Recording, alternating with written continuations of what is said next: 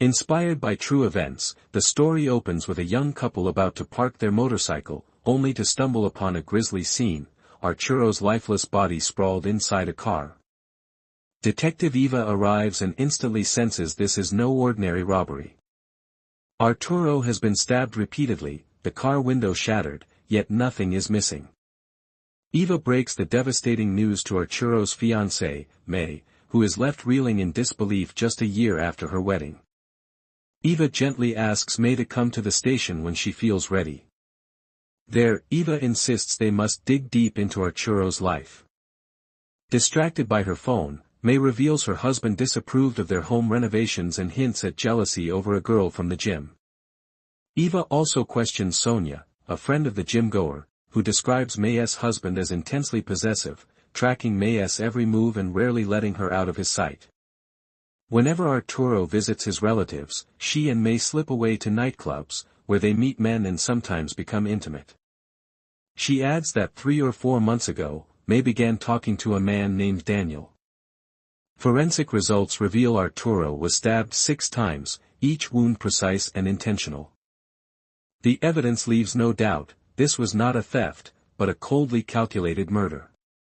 Eva instructs Bernardo to track down Daniel and question everyone involved in the house renovations. She requests permission to wiretap May and Daniel, but her boss, citing a lack of evidence, only allows access to their call logs and locations. Over lunch, Eva's team uncovers that the renovator was out of the country, Arturo was faithful, and he had no known enemies. The only shadow in his life is May's infidelity. The killer, they confirm, is a man. As May delivers a moving eulogy at Arturo's funeral, Eva discovers May was absent from work on the day of the murder. On her way, Eva reads letters Arturo wrote to May 2 months before his death. In them, he laments their distant routines, their separate lives, and confesses he can no longer endure her violence. The detective steps into May's parents' home, where anxious hope hangs in the air. In the privacy of her room, May confides in Eva, admitting she overheard Sonia mention Daniel but kept silent, ashamed of her own betrayal. Eva brushes off the guilt, insisting everyone cheats in their own way. May reveals that before her wedding, she had an affair with a man named Andreas. When Arturo discovered the truth, it sparked a fierce feud between their families. Despite the chaos, Arturo forgave her, they married, and moved to Valencia. May is desperate to keep this secret from his family. The detective reassures May, vowing to keep her secret from Arturo's family. That night, May was with Daniel, who had no idea she was married. The detectives, sensing hidden truths, decide it's time to tap her phones. From that moment, the detectives eavesdrop on May and her circle. They catch her confiding in her mother about her tangled love life, discussing affairs with friends, and juggling conversations with multiple men. 37 days after the murder, May finally confesses to Daniel that she is married and that Arturo has been killed. Meanwhile, the two are making plans to buy an apartment together. Eva is convinced of May's guilt. The only question left is who she persuaded to kill her husband. The detectives wonder if May is a nymphomaniac, but Eva disagrees. She argues that true nymphomaniacs are racked with regret, while May feels none. It emerges that May's parents belong to a sect devoted to Christian family values. Eva heads to her daughter's school while her colleagues revisit the crime scene. On the way, Eva hears shocking news on the radio: her colleague has been murdered. The killer had been hiding all along.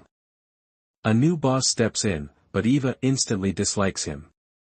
2 months after Arturo's death, a detective urgently summons Eva. They catch May whispering about the crime.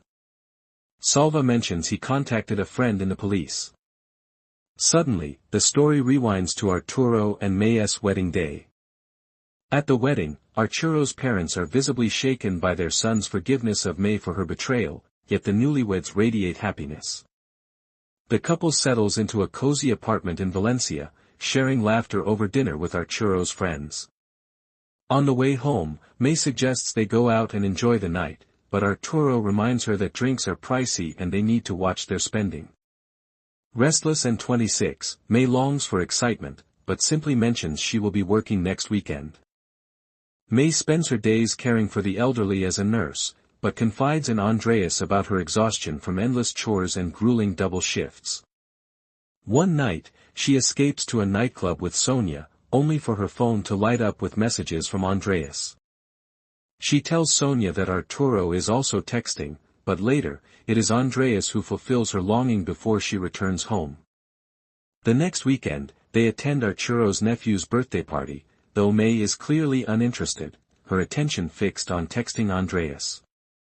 On the drive back, Arturo shares somber news: his colleague died in a car crash, and at least the insurance payout will offer some comfort to the widow. At a nightclub, May meets Daniel, and their chemistry is instant. They share a secret moment in the restroom before she follows him to his place.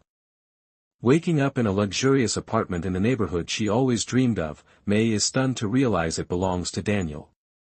When she returns home, Arturo, just back from visiting his parents in Novelda, questions her disheveled appearance. May quickly invents a story about cheering up Sonia after a breakup. Arturo asks to meet Sonia, but May, feigning exhaustion from a 16-hour shift, brushes him off. Arturo confesses he missed her, which is why he came home early.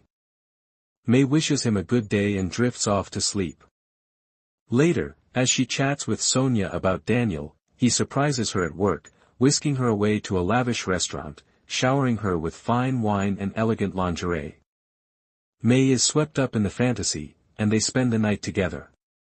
When May returns, she finds Arturo waiting, frustration etched on his face as he complains about barely seeing her anymore.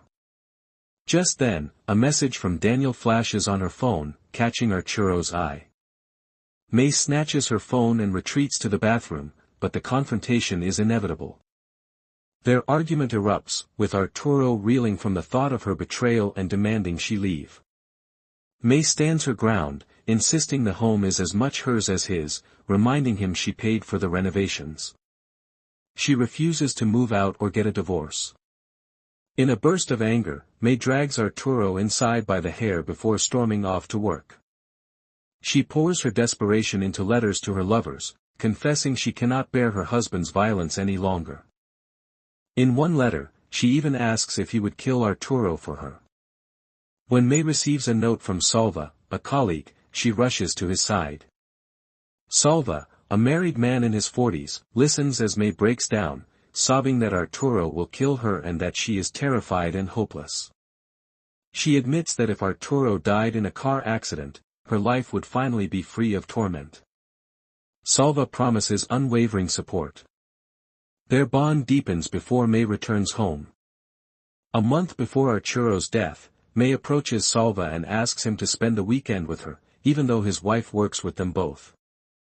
Salva hesitates, claiming family obligations, but May's husband will be away fishing, and she longs for Salva's company.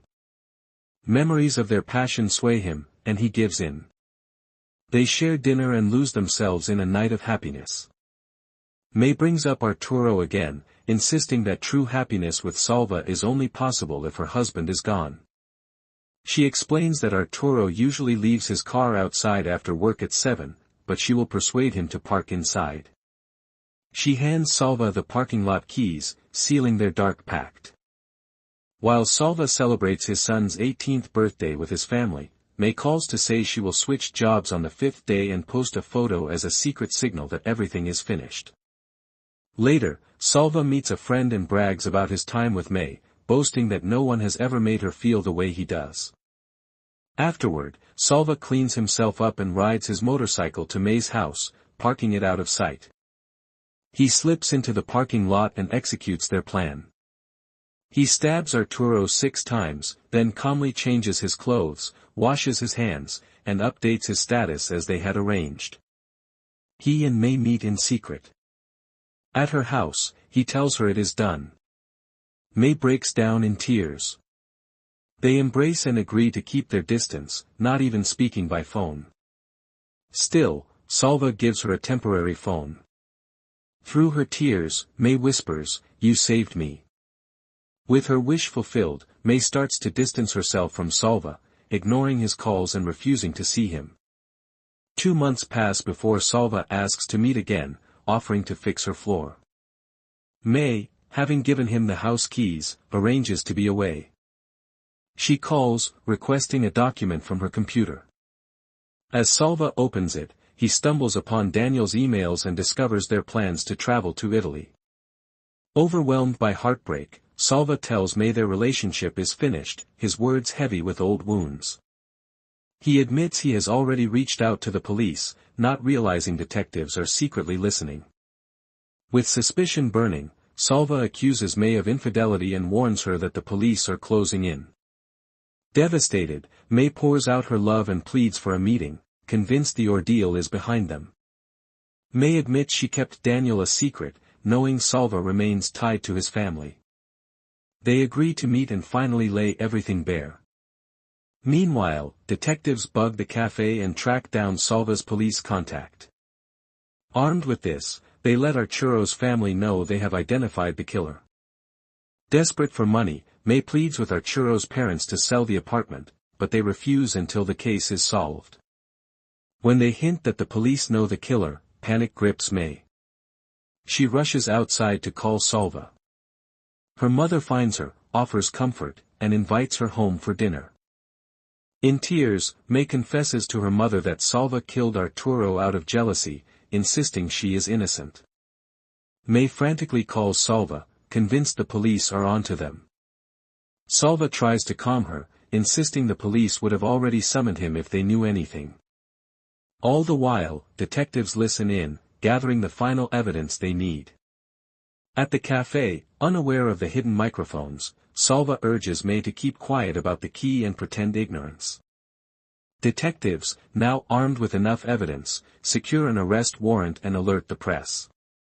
Detectives searched the hospital for Salva that morning, finally finding him in the cafeteria with his hospitalized mother.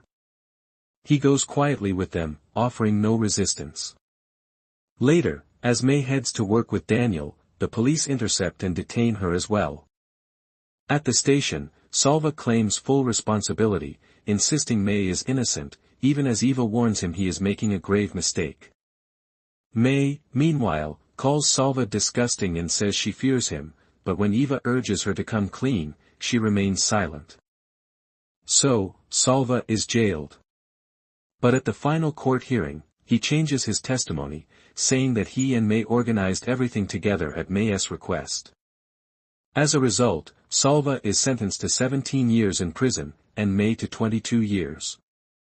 This concludes our film review. Don't forget to like and comment.